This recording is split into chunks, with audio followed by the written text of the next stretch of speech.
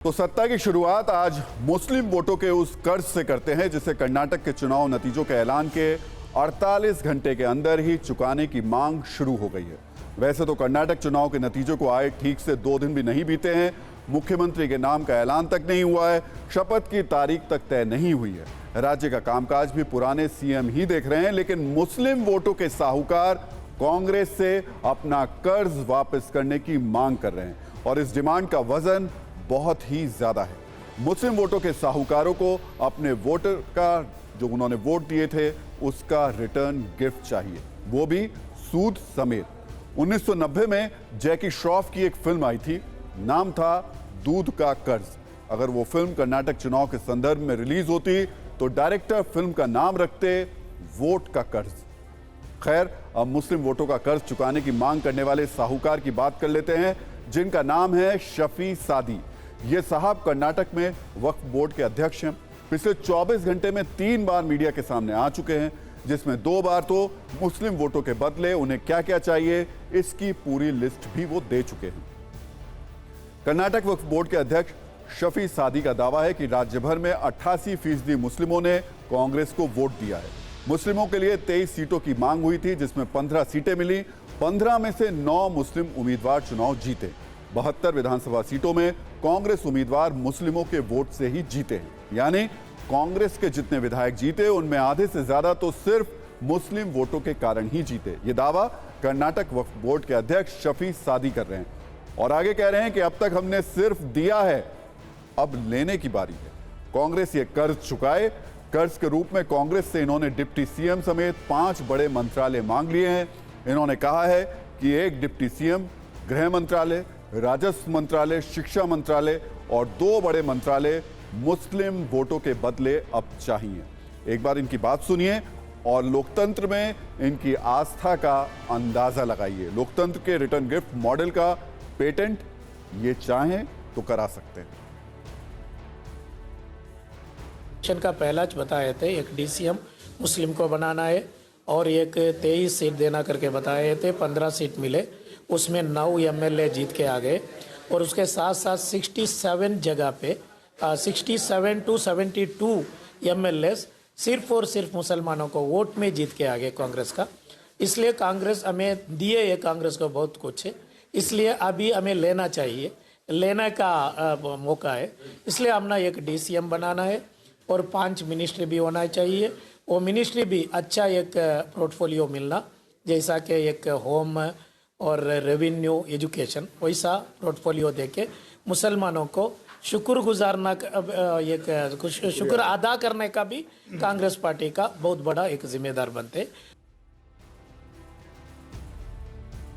तो ऐसा नहीं कि मौलाना शफी सादी ने अति उत्साह में आकर कोई बात कह दी हो। जो बयान हमने आपको सुनवाया, इसके अलावा वो दूसरी बार मीडिया के सामने आए और आज नया दावा किया। उन्होंने कहा कि वो कोई नई बात नहीं कह रहे हैं, जो मांग वो कर रहे हैं। ये वादा तो कांग्रेस नेता और सीएम पद के सबसे बड़े दावेदार सिद्धारमैया ने 2013 में ही किया था। वो तब से बकाया है और अब जब इतनी बड़ी जीत हुई है तो वादा पूरा करें। उनका ये बयान भी सुनिए। उल्मा लोगों का डिमांड थे, वो पूरा कर्नाटक का मुसलमानों का डिमांड है। एक डीसीएम तो ज़माने से हमारा एक ख्वाहिश है और हमारा मुतालबा भी थे और 2013 में हमें सिद्धरामैया जी को ये बताए थे हमारा। लेकिन तो ये साल 88% वोटिंग हमारा मुसलमानों 88% वोटिंग कांग्रेस को दिए, पूरे इत्तेफाक से करे। इसलिए हमारा इसलिए मैं सोशल जस्टिस होना चाहिए, हमारा साथ करेंगे, हमारा उम्मीद है, भरोसा भी है, भरोसा दे चुके हैं। तो शफी सादी ने जो बोला उससे कांग्रेस की मुश्किलें बढ़ गई हैं। हम उस पर लौटे, उससे पहले इनके दावे का टेस्ट भी कर लेते हैं। कांग्रेस ने 15 मुस्लिम उम्मीदवारों को टिकट दिया था, उनमें से 9 मुस्लिम उम्मीदवार जीते। जेडीएस ने 23 मुस्लिम उम्मीदवारों को मैदान में उतारा था, लेकिन कोई भी जीत नहीं सका। इन आंकड़ों को देखें तो मौलाना शफी सादी का दावा सही लगता है, लेकिन हमें यह भी देखना होगा कि जेडीएस को मिलने वाले मुस्लिम वोट सच में कांग्रेस को गए या नहीं।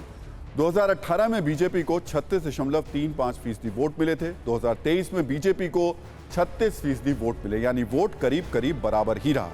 2018 में कांग्रेस को लगभग 38% वोट मिले थे बीजेपी को, जबकि कांग्रेस को 42% लगभग वोट मिले, यानी 5% के करीब वोट बढ़े।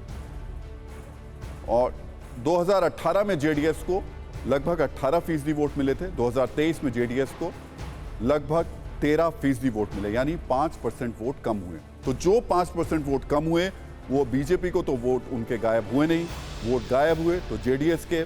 मौलाना शफी सादी ने भी यही दावा किया है कि 88% मुस्लिम वोट कांग्रेस को मिले हैं। इतना ही नहीं, असदुद्दीन ओवैसी की एआईएमआईएम ने भी 2 सीटों पर चुनाव लड़ा था और उन्हें सिर्फ 0.02% ही वोट हासिल हुए। पीएफआई के राजनीतिक संगठन एसडीपीआई की हालत भी अच्छी नहीं रही, उसके 16 उम्मीदवारों में से कोई भी खाता नहीं खोल सका। यानी आंकड़े तो मौलाना शफी सादी की बातों को एक तरीके से सपोर्ट कर रहे हैं। वैसे आपको यह भी जान लेना चाहिए कि कर्नाटक में करीब 12% मुस्लिम आबादी है, 40 सीटों पर मुस्लिम वोट का सीधा असर है।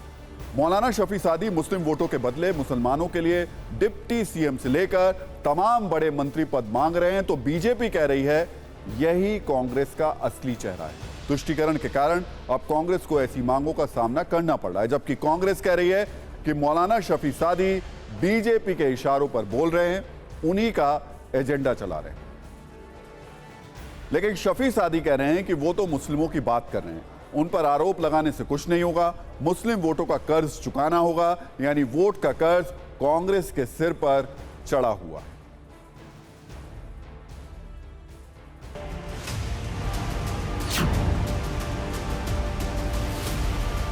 अपना डिमांड है, उस डिमांड को कंसीडर किया जाना चाहिए। किस एक्सटेंट तक ये मामला हाईकमान, राष्ट्रीय अध्यक्ष खड़गे जी के सामने प्रस्तुत करें और उनका हक मिलना चाहिए।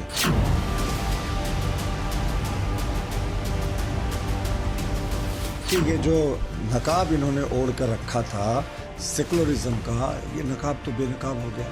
अब तो साफ है कि एक तरीके से पूरा मुस्लिम पोलराइजेशन हुआ था कर्नाटक में इलेक्शंस में। तो ये तुष्टीकरण की राजनीति की पराकाष्ठा नहीं तो और क्या है।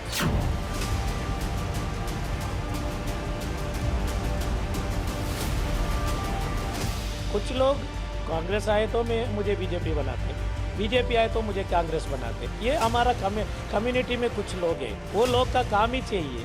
कांग्रेस आए तो मुझे बीजेपी बनाने का, बीजेपी का साथ जाके वही माइनॉरिटी, दूसरे कौन सा भी नहीं है, जरा माइनॉरिटी लीडर्स कुछ लोग ऐसा करते ही है। इसलिए हमें कौन सा भी पार्टी से रिप्रेजेंटेटिव नहीं है, हमें हमारा कम्युनिटी का रिप्रेजेंटेटिव है। और अब आगे बढ़ते हैं और जो बड़ा सवाल है उस पर बात करते हैं। बड़ा सवाल ये कि क्या मुस्लिम वोटों के कारण कांग्रेस जीती है? मुस्लिम कांग्रेस के पक्ष में एकजुट होकर वोट करते हैं? क्या हिंदू वोटर हिंदुत्व के नाम पर एकजुट नहीं हो पा रहे हैं? क्या बीजेपी हिंदुओं को एकजुट करने में नाकाम रही है? क्या हिंदू एकजुट नहीं थे इसलिए बजरंगबली वाला दांव फेल हो गया? कर्नाटक चुनाव में आक्रामक हिंदुत्व कार्ड खेलने के बाद भी बीजेपी की बड़ी हार से ये सवाल तो खड़े हुए हैं। खासकर दक्षिण के राज्यों में बीजेपी के खराब परफॉर्मेंस से हिंदुत्व कार्ड के फ्लॉप होने के दावे किए जा रहे हैं। लेकिन क्या ये सच है? ये समझने के लिए कुछ और आंकड़े देखने भी होंगे। अक्सर हम पिछले विधानसभा चुनाव को विश्लेषण करते हैं और 2003 में बीजेपी को 28.33% और कांग्रेस को 35.27% वोट मिले थे। 2008 में बीजेपी को लगभग 34% और कांग्रेस को लगभग 35% वोट मिले थे। 2013 में बीजेपी को लगभग 20% और कांग्रेस को लगभग 37% वोट मिले थे। 2018 में बीजेपी को लगभग 36% और कांग्रेस को लगभग 38% वोट मिले थे। 2023 में बीजेपी को 36% और कांग्रेस को लगभग 43% वोट मिले। 5 चुनाव के वोटों का विश्लेषण करेंगे तो आप ये समझ पाएंगे कि बीजेपी के हिंदू वोटों में इजाफा हुआ है। 2003 से अब तक 8% वोट बढ़े हैं, जबकि कांग्रेस को वोटों में 35 से 38% के बीच ही उसके वोट रहे हैं। इस बार जेडीएस का 5% वोट कांग्रेस को ट्रांसफर हुआ और वो बड़ी जीत हासिल करने में कामयाब रही और 20 सालों में उसके भी 8% वोट बढ़े। तो ये बात फिर नहीं पूरी तरीके से फिट बैठती कि आक्रामकता के कारण बीजेपी के हिंदू वोटर घटे। आंकड़े बता रहे हैं कि बीजेपी के कोर वोटर, जिसे आप हिंदुत्व वोटर भी कह सकते हैं, वो बढ़ रहे हैं। हो सकता है कि बीजेपी का विश्लेषण भी यही हो।